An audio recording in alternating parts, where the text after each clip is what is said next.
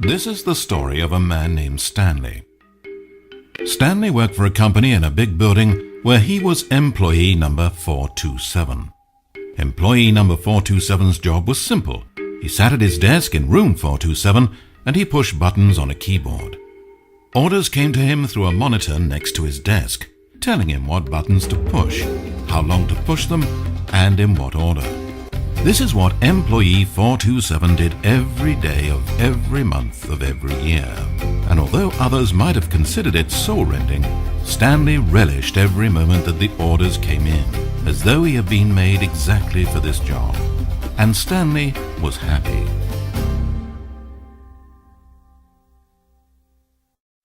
And then one day something very peculiar happened. Something that would forever change Stanley. Something he would never quite forget.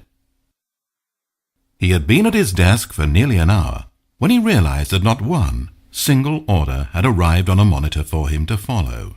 No one had showed up to give him instructions, call a meeting, or even say hi. Never in all his years at the company had this happened, this complete isolation. Something was very clearly wrong. Shocked, frozen solid, Stanley found himself unable to move for the longest time. But as he came to his wits and regained his senses, he got up from his desk and walked out into the hallway.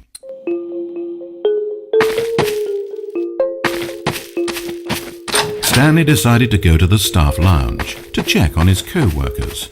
He never functioned well by himself and constantly needed support and guidance from others, so the thought of total solitude was terrifying to him. When Stanley came to a set of 2 open doors, he entered the door on his left.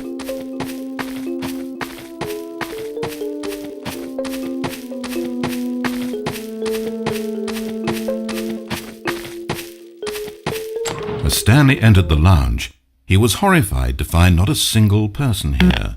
He decided he would walk up to see his boss, hoping that he would find an answer there.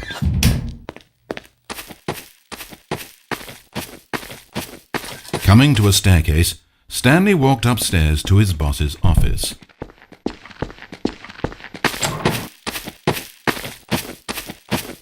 Entering his manager's office, Stanley was once again stunned to discover not an indication of any human life.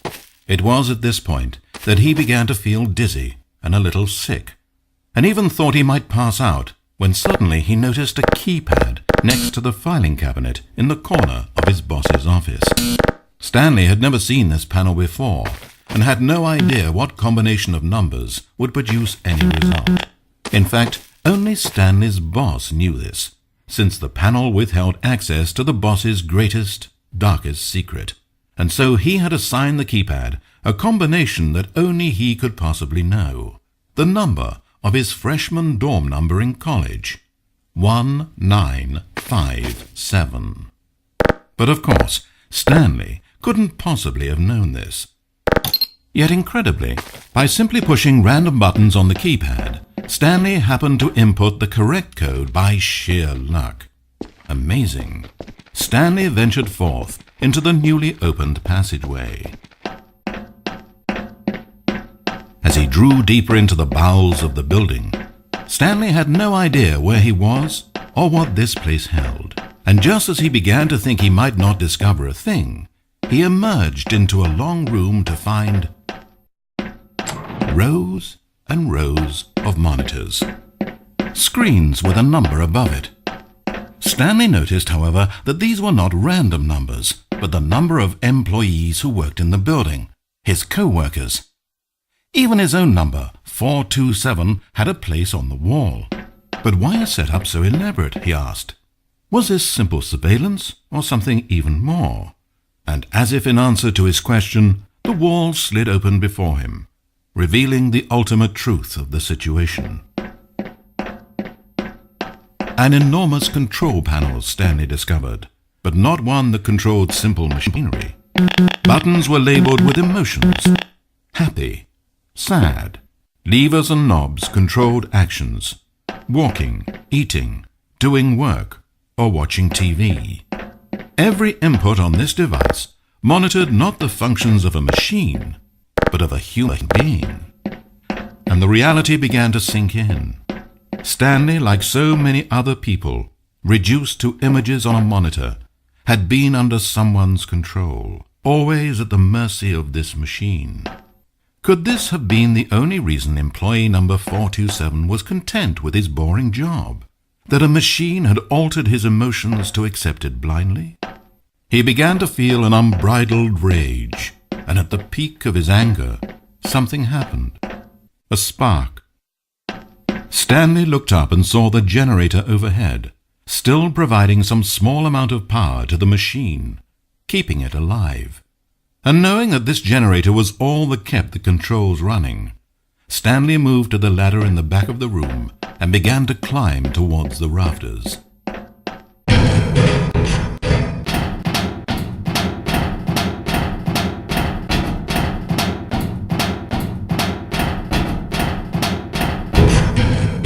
The higher Stanley climbed, the closer he felt to freedom, the further from enslavement.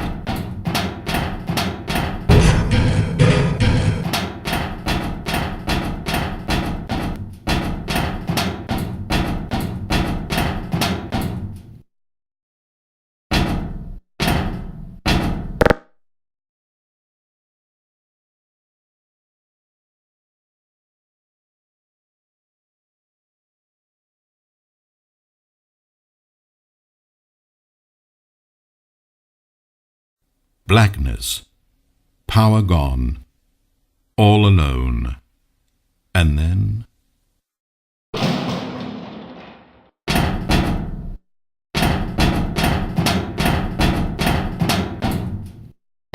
As he stepped through the door into the fresh outside air, a feeling of liberation rushed through Stanley's body.